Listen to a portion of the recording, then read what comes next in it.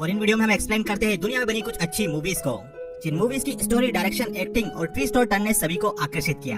इस वीडियो में हम मूवीज की पूरी स्टोरी को समझेंगे और उसके एंडिंग को एक्सप्लेन भी करेंगे। तो आज की हमारी मूवी है पैसेंजर। दोस्तों, फिल्म की शुरुआत होती है अंतरिक्ष में। पैसेंजर एक स्पेस मूवी है, तो इसकी पूरी कहानी अंतरिक्ष यान के अंदर की होती है। फिल्म के अगले ही सीन में हमें एक अंतरिक्ष यान भी दिखाई देता है जो बहुत ही विशाल है। इस यान के सारे 258 क्रू मेंबर स्लीपिंग चेंबर में होते हैं। इस यान पर 5000 यात्री भी होते हैं जो स्लीपिंग चेंबर में सोए हुए होते हैं। अब दोस्तों, इस मूवी में जो स्लीपिंग चेंबर बताया गया है उसमें व्यक्ति सोया हुआ होता है और जब तक वो व्यक्ति सोया हुआ रहता है तब तक उसकी उम्र बिल्कुल नहीं बढ़ती। अगर वो 25 साल की उम्र में स्लीपिंग चेंबर में सोता है तो उसमें वह 25 साल वाली चुस्ती फुर्ती रहती है और ये पूरा अंतरिक्ष यान ऑटो पायलट मोड पर रहता है। इसके अगले ही शॉट में हमें अंतरिक्ष यान चट्टान से टकराया हुआ दिखाई देता है। चट्टान से टकराने के कारण अंतरिक्ष यान में जोरदार कंपन होता है और उसी वक्त एक स्लीपिंग चेंबर तकनीकी खराबी के कारण खुल जाता है, जिसमें जिम नाम का यात्री होता है। जब जिम नींद से उठता है तो वॉइस एक्टिवेशन कंप्यूटर द्वारा जिम को बताया जाता है कि उसने अपनी जिंदगी के 120 साल नींद में बिताए हैं और 4 महीने बाद हम होम स्टे 2 पर पहुंचेंगे और 4 महीने तक आप इसी शिप पर रहेंगे। आप यहाँ एंजॉय कर सकते हैं अपने दोस्तों के साथ। और फिर कंप्यूटर जिम को सोने की सलाह देता है।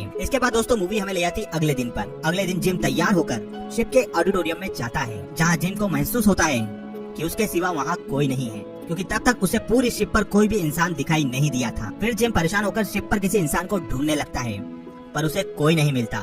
वॉइस मशीन के कहने पर जिम शिप कंट्रोल रूम में और शिप मैनेजर के पास भी जाता है पर वहाँ भी उसे कोई नहीं मिलता। और शिप के क्रू मेंबर भी कंट्रोल रूम में स्लीपिंग चेंबर में सोए हुए होते हैं, जिसके अंदर जिम एंटर नहीं कर सकता क्योंकि कंट्रोल रूम में सिर्फ क्रू मेंबर ही जा सकते हैं। शीशे से जिम क्रू मेंबर के स्लीपिंग चेंबर को देख पाता है और उस कंट्रोल रूम में कोई भी नहीं होता। पूरी शिप ऑटो पायलट मोड पर होती। शिप के एक और अन्य हिस्से पर तारामंडल में आकर वॉइस कंप्यूटर से जिम को पता चलता है कि उनका यान होम स्टे 2 से 90 साल की दूरी पर है और पृथ्वी से 30 साल पहले इस अंतरिक्ष यान ने यात्रा शुरू की थी और उनका अंतरिक्ष यान अभी भी बीच सफर में है और अंतरिक्ष यान 90 साल बाद अपनी मंजिल पर पहुंचेगा। जहां जिम को समझ में आ जाता है कि उसके अकेले का स्लीपिंग चेंबर ही 90 साल पहले ही ओपन हो गया है और वो समय से पहले ही नींद से जाग गया है। स्लीपिंग चेंबर की गड़बड़ी बताने के लिए जिम पृथ्वी पर वॉइस मैसेज भी कंप्यूटर द्वारा भेजता है, पर कंप्यूटर जिम को मैसेज भेजने के बाद बताता है कि आपका मैसेज 19 साल बाद पृथ्वी पर पहुंचेगा और इसका जवाब आपको 55 साल बाद मिलेगा। मतलब पृथ्वी से जिम को जब तक जवाब पहुंचेगा तब तक शायद वो जीवित भी ना बचे। तभी मायूस होकर जिम अपने रूम में लौटता है। तब जिम को एक बार में बारटेंडर नजर आता है जो काम कर रहा होता है और जिम उसे देखकर एकदम खुश हो जाता है और बारटेंडर से बात करते हुए जिम को जल्दी पता चल जाता है कि यह बारटेंडर एक रोबोट है जिसका नाम ऑर्थर है। तो यहाँ हमारे मूवी का दूसरा कैरेक्टर है जो खुद एक रोबोट है,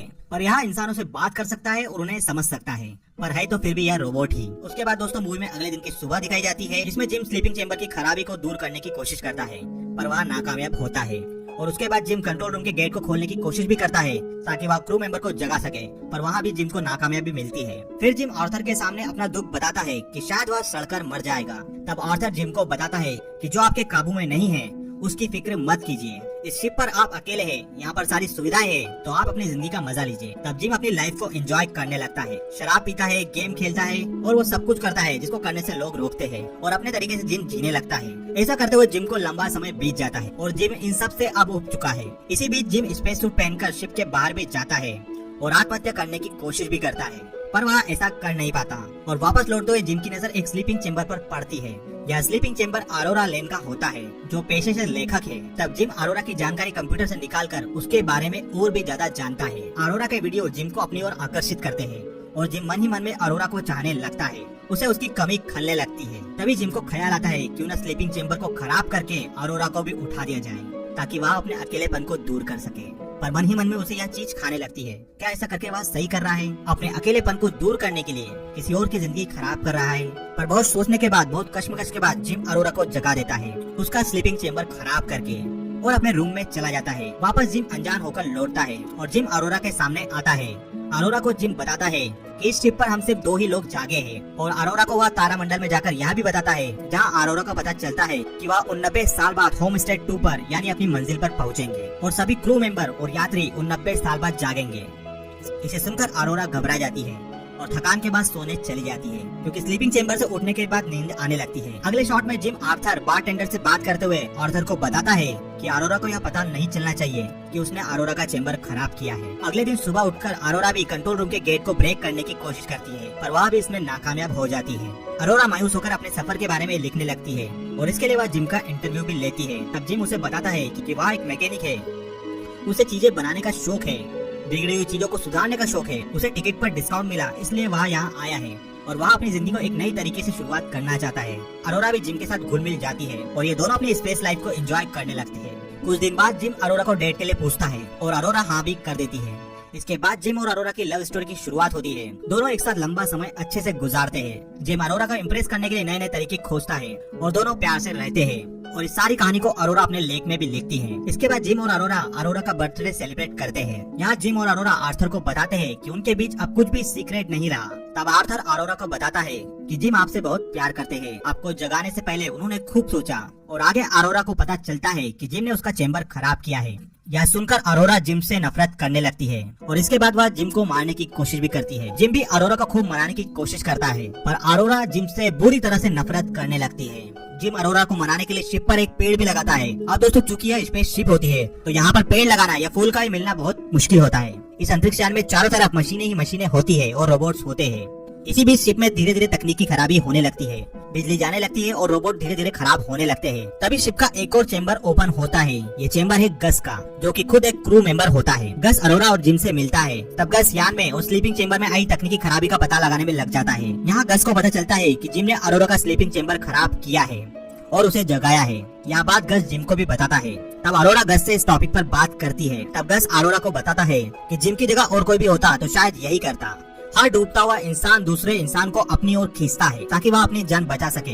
आगे गस धीरे धीरे कमजोर होता चला जाता है और वह अपने स्लीपिंग चेंबर में सोने चला जाता है। उसी रात सोते समय शिप की ग्रेविटी 0 हो जाती है और सभी चीजें हवा में उड़ने लगती है। उसके बाद गस, अरोरा और जिम तीनों खराबी का पता लगाने की कोशिश करते हैं। तब उन्हें पता चलता है कि धीरे धीरे इस शिप की सारी मशीनें खराब हो रही है और इस समय गस बेहोश हो जाता है। डिस्पेंसरी में पता चलता है कि गस को 612 बीमारियां हैं और वो जल्द ही मरने वाला है। तब गस वहाँ से चला जाता है और शिप तेजी से खराब होने लगती है। तब जिम और अरोरा गस को ढूंढते हैं और तब गस जिम को अपना आईडी देता है और उसको शिप को ठीक करने को कहता है। गस की आईडी से जिम यान की सभी जगह को एक्सेस कर पाएगा। ऐसा कहते हुए गस की डेथ हो जाती है। इसके बाद दोस्तों शिप की हालत और भी तेजी से खराब होती चली जाती है और जिम और अरोरा मशीनों वाले भाग में जाते हैं, जहाँ उन्हें पता चलता है कि चट्टानों से टकराने के कारण शिप में होल हो गया है, जिससे उसका रिएक्टर काम करना बंद हो गया है और रिएक्टर गर्म हो गया है। और रिएक्टर को ठंडा करने के लिए जिम शिप के बाहर जाता है ताकि वह बाहर के जाम दरवाजे को खोल सके, जिससे उसका रिएक्टर गर्म हो गया है। और रिएक्टर को ठंडा करने के लिए जिम को एक गेट खोलना पड़ेगा। जिम शिप के बाहर दरवाजे को खोलने जाता है पर खराबी के कारण दरवाजा खुला नहीं रह सकता। तब जिम को वहाँ खड़े रहकर ही दरवाजे को खोले रखना पड़ेगा और ऐसा करने पर रिएक्टर की गर्मी से जिम मर भी सकता है। और रिएक्टर के दरवाजे को अंदर से खोलने के लिए जिम अरोरा को मनाता है कि शायद वह वापस कभी नहीं मिल पाए। बहुत मनाने के बाद अरोरा अंदर से गेट खोलती है और रिएक्टर ठंडा होता है पर जिम बाहर ही रह जाता है। उसकी स्पेस सूट की केबल टूट जाती है। जिम धीरे धीरे मौत की तरफ बढ़ता है 0 ग्रेविटी में, जहाँ उसके स्पेस सूट भी खराब हो जाता है। यहाँ अरोरा बाहर जाकर जिम को अंदर लाती है। तब तक जिम के शरीर के सारे अंग काम करना बंद कर देते हैं और अरोरा डिस्पेंसरी में लेटाकर जिम को जीवित रखने में सफल होती है। बाद में दोस्तों धीरे धीरे पूरा विमान ठीक होता है। तब जिम अरोरा को बताता है कि वह गस के आईडी से उसे फिर से सुला सकता है और 88 साल बाद उठकर होम स्टे 2 पर सभी के साथ अपनी जिंदगी बिता सकती है, पर एक ही व्यक्ति गहरी नींद में सो सकता है। इसके बाद अरोरा जिम को कहती है इससे तो तुम अकेले रह जाओगे। इसके बाद दोनों अपनी स्पेस लाइफ एंजॉय करने लगते हैं। उसके बाद हमें सीधे 88 साल बाद का सीन दिखाया जाता है, जहाँ सारे क्रू मेंबर जा चुके हैं। अंतरिक्ष यान होम स्टे 2 पर पहुँचने वाला है और यहाँ पर हमें स्पेस शिप पर बहुत सारे पेड़ दिखाए जाते हैं, हरियाली दिखाई जाती है। स्पेस शिप पर पक्षी भी दिखाए जाते हैं और इस सीन में सारे क्रू मेंबर जाग चुके हैं। और इस शिप पर अरोरा की आवाज आती है कि हमने इस पर बहुत ही अच्छी जिंदगी बिताई है। जब आप सभी सो रहे थे तभी शिप पर बहुत कुछ हुआ था। मतलब इस जगह पे अरोरा ने अपनी पूरी जिंदगी पर लेख लिखा हुआ है। शायद वही हमें आखिरी मूवी सीन के वॉइस में सुनाई देता है। और इस सीन को देखने से हमें पता चलता है कि अरोरा और जिम दोनों में से कोई भी वापस नहीं सोया था। इन दोनों ने ही अपनी जिंदगी शिप पर गुजारी है और क्रू मेंबर के सामने जिम और अरोरा दोनों दिखाई नहीं देते। मतलब दोनों ही शिप पर मर चुके हैं। दोस्तों कुछ मूवी को हम समझने के लिए 2 बार देखते हैं, 3 बार देखते हैं, पर पैसेंजर बहुत ही सिंपल मूवी है और बहुत ही खूबसूरत ढंग से इस मूवी को बनाया गया है।